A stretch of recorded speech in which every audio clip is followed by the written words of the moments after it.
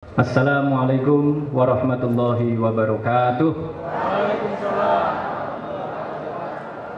Alhamdulillahilladzi asbagha alaina ni'amahu zahiratan wa batinah. Wassalatu wassalamu ala Rasulillah wa ala alihi wa sahbihi wa mawalah. Asyhadu an la ilaha illallah wahdahu la syarikalah wa asyhadu anna Muhammadan abduhu wa rasuluhu la nabiyya ba'dah. Ini pembicara yang beda, karena dahinya ada perbannya. Saya juga tidak membawa PowerPoint, tapi bukan berarti saya nggak serius. Kalau saya nggak serius, tadi malam saya nggak kesini.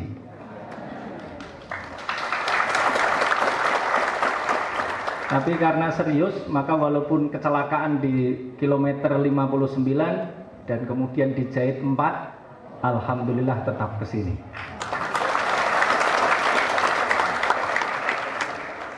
Bapak-bapak dan ibu-ibu semua, saya ingin menyampaikan materi yang diminta, karena juga disampaikan baru kemarin sebenarnya. Tapi saya senang dengan materi ini.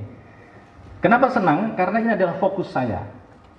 Kita harus melahirkan SDM yang progresif, yang aktif, yang efektif.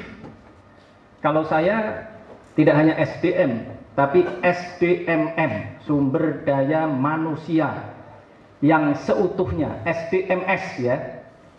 Kenapa? Karena negara kita ini beda. Negara kita ini bukan nation state di barat, tetapi negara kita ini adalah negara berdasarkan Pancasila. Maka di dalam disertasi saya menyebut Indonesia ini sebagai nation state yang religius.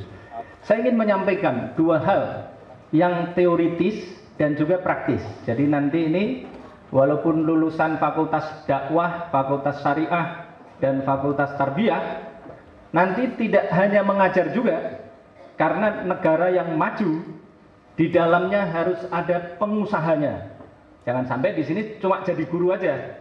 Guru penting, tapi guru yang memberikan contoh jauh lebih penting. Dakwah penting, tetapi bagaimana caranya agar dakwah tidak digunakan sebagai sarana untuk mencari uang, tetapi iya kan? Tetapi yang kita tiru adalah Nabi. Nabi justru memberikan uang, menghabiskan uangnya. Maka saya kembali lagi menyampaikan 15 menit, insya Allah. Saya ingin menyampaikan bahwa prasyarat untuk melahirkan SDM yang aktif, progresif, dan satu lagi adalah efektif, adalah ilmu, harta, dan kekuasaan. Kalau sudah punya tiga itu, maka profilnya sesungguhnya adalah Nabi Muhammad, dan Nabi Muhammad adalah orang yang aktif, progresif, bahkan tidak ada progresif, tapi progresif revolusioner. Mungkin istilah progresif revolusioner ini sering kita dengar dari Karl Marx. Tapi saya justru melihat orang yang progresif revolusioner itu jauh sebelum Karl Marx adalah Nabi Muhammad. Kenapa begitu? Walaupun agak beda sedikit. Bedanya adalah Nabi Muhammad memulai karirnya sebagai pengusaha. Berarti punya harta dulu. Setelah punya harta, dapat wahyu. Maka punya ilmu. Nah ini saya mau bermain kata-kata dulu, karena teoritik. Ilmu itu, kalau bahasa Yunani adalah logos. Logos itu kalau kita lihat, kita urut-urut, ternyata logos berarti firman. Maka yang disebut sebagai logos adalah firman. Maka yang dimaksudkan ilmu pada saat itu adalah firman. Nah, maka kita ini untuk menjadi orang yang progresif revolusioner, maka tidak bisa tidak kita harus menguasai ayat dan alam. Dan dua-duanya uniknya artinya adalah sama. Ayat artinya adalah tanda, sedangkan alam kemudian membentuk kata alamat. Alamat artinya adalah tanda. Maka sesungguhnya sarjana muslim, orang-orang yang kebanyakan duduk ini, tidak hanya duduk, tetapi harus jalan-jalan untuk melihat alam semesta. Kita harus membaca ayat dan juga membaca alam semesta. Maka dari situlah kita akan mendapatkan ilmu pengetahuan yang lengkap. Dan alam semesta merupakan alat verifikasi untuk membuktikan apakah firman itu benar atau salah. Dan Al-Quran sudah membuktikan kebenarannya.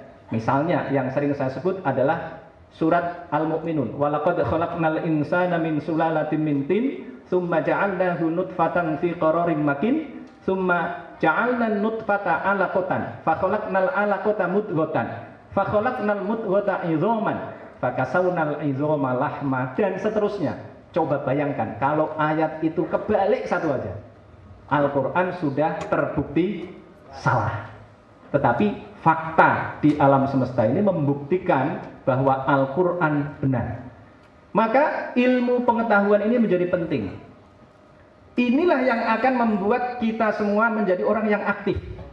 Kalau menggunakan bahasanya Al-Ghazali, walaupun kita sering mengkritik Al-Ghazali, tetapi ada satu istilah yang menarik, istilah tentang ilmu dan orang yang menguasainya atau tidak menguasainya, dibagi menjadi 4. Rajulun yadri wa yadri annahu yadri. Itu adalah orang yang nanti akan menjadi aktif. Orang yang tahu dan dia tahu bahwa dia tahu. Maka kalau diminta maju ke depan, mahasiswa dimaju ke depan, diminta maju ke depan kok tidak mau, itu tanda-tanda mahasiswa tidak tahu, maka takut maju ke depan. Tapi kalau tahu, maka senang apa enggak maju ke depan? Senang. Yang kedua adalah rajulun yadri wala yadri annahu yadri. Orang yang tahu tetapi dia tidak sadar bahwa dia tahu. Itu adalah orang yang pasif. Dan seterusnya, nggak perlu kita bahas yang berikutnya. Berarti prasyarat untuk menjadi orang aktif adalah memiliki ilmu pengetahuan. Yang kedua, ini biar cepat, nih 5 menit soalnya sudah ini, 3 ini. Ilmu harta. Harta ini adalah prasyarat juga yang dikatakan oleh Karl Marx. Ini biar agak keren nyebut Karl Marx. Ya. Karl Marx mengatakan bahwa sejarah ini digerakkan oleh materi. Dan ternyata juga sama, Nabi Muhammad bisa berdakwah, Nabi Muhammad membangun sejarah Islam itu dengan materi atau tidak? Dengan materi. Maka orang Islam, umat Az-Zaitun ini jangan sampai menjadi umat yang miskin. Saya ini karena sarjana muslim tadi ini. Apa indikatornya tidak miskin? Indikatornya kita harus progresif. Jangan seperti orang-orang di masa lalu yang memahami Al-Quran tidak progresif. Bagaimana caranya? Saya ngukur gampang sekarang. Bagaimana caranya mengukur mahasiswa nanti kaya atau miskin, Pak Rektor? Mahasiswa kaya adalah mahasiswa yang utangnya banyak di bank. Itu baru progresif. Saya tanya sekarang, siapa mahasiswa yang punya utang di bank? Jangan-jangan bahkan menganggap bahwa bunga bank adalah riba. Nah, itu sama sekali tidak progresif revolusioner. Kenapa begitu? Karena konteksnya berubah. Dulu orang yang utang adalah orang-orang miskin. Kemudian yang diutangi adalah para konglomerat. Tapi kemudian para konglomerat ini minta kembalian 2 kali lipat. Ad-afa mudha'afa. Al-Quran menyebutnya begitu. Maka itulah yang disebut dengan riba. Kata riba itu sebelumnya juga sudah dikenal di dalam Islam. Tapi itu paradigmanya adalah paradigma teknis saja. Setelah Islam datang, maka riba itu paradigmanya adalah ideologis. Sangat ideologis. Sebelumnya roba yarbu itu artinya adalah berkembang. Maka bunga bank ini yang syariah. Kenapa disebut bunga? Bunga itu adalah kata lain dari bunga, ya kan? Bunga kata lain dari kembang. Maka berkembang sama dengan berbunga. Yang syariah sudah tahu belum? Nah, pasti belum tahu, ya kan? Nah, ini singkatnya ya. Ngukurnya gampang. Ngukurnya adalah kalau Anda semua ini, para sarjana nanti ini, kalau tahun pertama bolehlah utang 500 juta. Ya. Loh kok ketawa? Kalau ketawa masih miskin semua nih pasti nih. Ya. Itu tahun pertama ada kur. Itu tandanya Anda punya usaha. Tapi kalau Anda nggak punya usaha, utang 100.000 aja, pasti nggak dipercaya. Sekarang saya tanya, yang dipercaya oleh bank itu orang miskin atau orang kaya? Orang kaya. Kalau Anda tidak dipercaya bank, berarti Anda orang miskin atau orang kaya? Kalau Anda orang miskin, bagaimana caranya menggerakkan sejarah?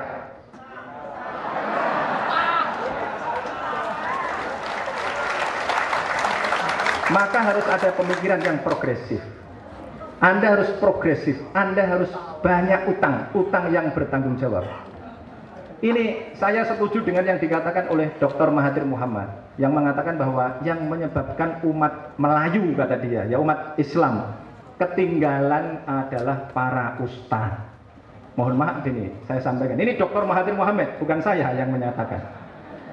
Kenapa? Karena yang disampaikan adalah paradigma yang menjadi fosil. Ya.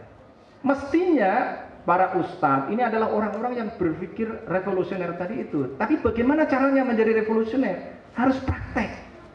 Masalahnya adalah yang menjadi ustadz ini adalah orang yang tidak punya usaha. Maka dia tidak pernah punya dorongan untuk ngutang. Tidak pernah memiliki kepentingan untuk ngutang. Nah, buat apa? Katanya kalau di dalam hadis katanya kalau ngutang nanti kalau mati nanti ditagih di akhirat, ya kan? Selalu itu kan? Anda tahu nggak Nabi Muhammad meninggal dalam keadaan punya utang? Nabi Muhammad meninggal dalam keadaan punya utang 30 apa namanya itu timbangannya itu, ya gandum. Tapi Nabi Muhammad punya jaminan.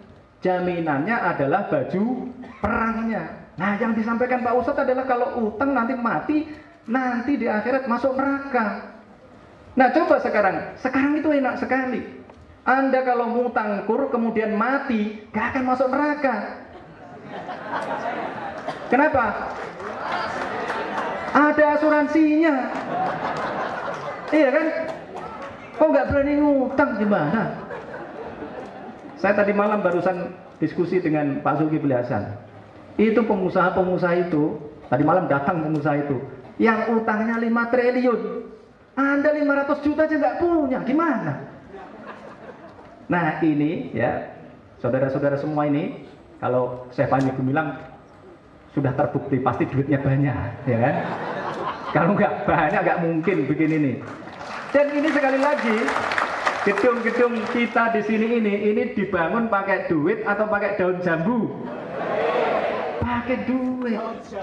Nah, maka sekali lagi, nanti ukurannya adalah tahun pertama minimal ada 12% lulusan IAI Al-Aziz ini yang jadi pengusaha. Oke, pengusaha kecil nggak apa-apa, 12% aja, ya.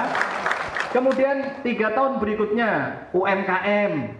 Ya, yang utangnya ya kira-kira 2-5 miliar. Loh iya.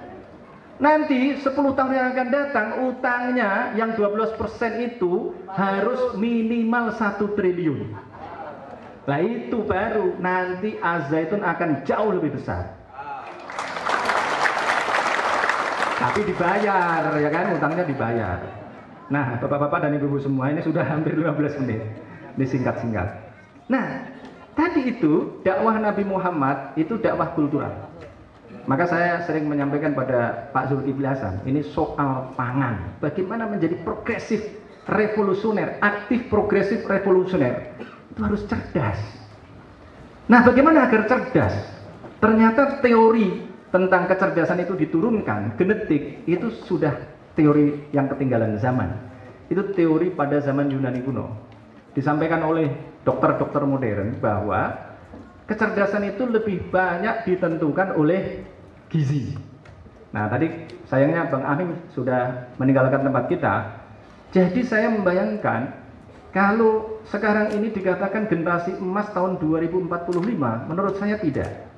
Paling cepat itu 2049. Itu kalau Pak Prabowo benar-benar ngasih makan gratis. Tapi tadi malam didiskusikan juga, tadinya anggarannya 77 triliun, sekarang tinggal 50-an triliun. Jadi makan gratisnya sehari tinggal 10.000. Kalau 10.000 itu makan apa? Nggak ada susunya itu. Ya. Nah, ini baru bisa. Kenapa bisa? Tapi tadi itu tahun 2049 karena butuh 2 generasi. Karena telur ini nanti kalau Anda menikah, ini generasi ini laki-laki yang ada di sini menikah dengan mahasiswa yang ada di sini, itu tidak bisa langsung kalau telurnya rusak sekarang ya. Itu kata istri saya. Ini tidak bisa langsung karena telur perempuan itu dibawa sejak kapan? Sejak dalam kandungan. Jadi sejak dalam kandungan perempuan-perempuan ini sudah membawa telurnya.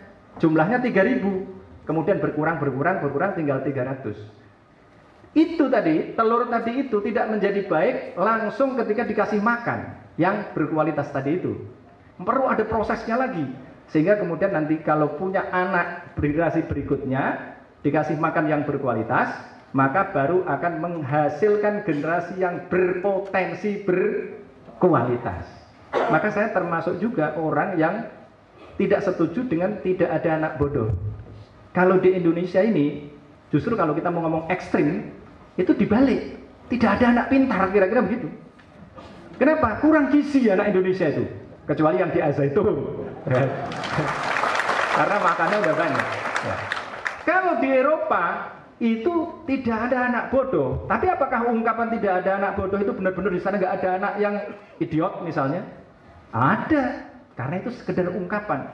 Tidak ada anak bodoh itu maksudnya pada dasarnya secara umum anak-anak di sana itu pintar. Kenapa? Coba silahkan dicek. Makan dagingnya per tahun adalah 93 kg per tahun. Indonesia makan dagingnya saat Idul Kurban 3,5 kg. Gimana mau berpikir aktif, progresif, revolusioner? Tidak bisa. Ya. Maka ini perlu waktu yang panjang. Jadi bapak-bapak dan ibu-ibu semua ini sebelum diingatkan ini, ya. Jadi tadi itu perlu 3 hal, perlu ilmu, perlu harta dan kekuasaan. Dan Al-Quran sudah mengatakannya. Dan dulu disampaikan oleh Kiai Ahmad Dahlan. Ini Kiai Ahmad Dahlan ini adalah orang yang ya kira-kira samalah dengan Syekh Panji Gumilang, yang urusannya topsoil, ya. Bagaimana mengembangkan topsoil ini agar menghasilkan makanan-makanan yang berkualitas. Ya. Dengan begitu itu, maka kita akan memiliki makanan yang akan menopang kecerdasan. Dan itu dikatakan oleh Al-Quran. Ya ayyuhan nasu kulu mimma fil ardi halalan thayyiban. Tapi silahkan diriset ini. Sarjana-sarjana IAI melakukan riset. Tanya orang-orang di kampung. Makan itu yang penting wareg. Halalnya aja nggak ada gitu, ya. Tapi yang agak religius, mereka akan mengatakan mangan sing penting halal. Nggak ada itu, sedikit sekali. Sudah saya riset karena saya kampanye muter-muter. Saya tanya mangan sing penting wareg atau mangan sing penting halal. Makanya Bu Rektor tadi itu, ya, Bu Rektor Pertanian tadi itu, lo itu berjasa besar untuk meningkatkan kecerdasan umat manusia di Indonesia ini. Nah, kalau Kiai Ahmad Dahlan dulu berjuangnya adalah berjuang secara kultural. Yang dikasih makan sedikit. Syekh Az-Zaitun ini nanam padi di mana-mana, yang dikasih makan baru orang yang ada di Az-Zaitun, kira-kira begitu. Ya. Sama yang keluar-keluar sudah ada juga. Tapi kalau Syekh Az-Zaitun jadi presiden, yang dikasih makan siapa, Pak? Orang seluruh Indonesia. Kan begitu, ya kan? Maka Kiai Ahmad Dahlan yang kiai itu berjuang secara kultural, pahalanya, kalau ini ngitung pahala ya, saya sebenarnya agak kurang suka ngitung pahala itu, ya. Jadi Kiai Ahmad Dahlan dengan Pak Prabowo, dengan tadi itu anggaran yang 77 triliun itu kira-kira banyak mana, Pak? Banyak siapa, Pak? Loh, banyak Pak Prabowo, 77 triliun dikurangi tinggal 50 triliun. Kiai Ahmad Dahlan ngasih makan sendiri nggak sampai segitu. Ya pahalanya yang lain banyak. Nah, sementara di dalam Al-Quran sekali lagi orang itu tidak akan mendapatkan kebajikan yang utama kalau dia tidak mengeluarkan uangnya. Lan tanalul birra hatta tunfiqu mimma tuhibbun. Terakhir, kalau Anda lulusan IAI nggak punya uang, nanti hidupnya dari amplop-amplop umat, ya. Buktikan kata-kata saya, nanti Anda akan menjadi orang-orang kafir. Kenapa? Kafir itu artinya menutupi kebenaran. Ustadz yang tidak punya uang pasti dia takut, apalagi di zaman medsos, tidak akan berani mengatakan yang berbeda dengan paradigma kebanyakan umatnya, karena akan ditinggalkan. Tetapi kalau kita mengkader seperti ini, ya nggak takut. Syekh Panji Gumilang nggak takut. Orang ini nggak akan ditakutkan, nggak akan dikhawatirkan meninggalkan Syekh Panji Gumilang. Kenapa? Paham secara utuh. Tapi orang-orang di luar sana berpotensi meninggalkan ustadznya. Kenapa? Yang disampaikan ya itu saja. Paling sholat, ya itu kalau sujud itu dengkulnya dulu atau telapak tangannya dulu. Dari dulu itu nggak selesai itu. Ya. Nah, nanti daripada saya diingatkan, saya akhiri sekian yang bisa saya sampaikan. Tapi tadi itu ya teoritik, praktis itu harus dijalankan. Ingat-ingat nanti utangnya berapa? 5 triliun. Alhamdulillah. Wabillahi taufiq wal hidayah. Wassalamualaikum warahmatullahi wabarakatuh.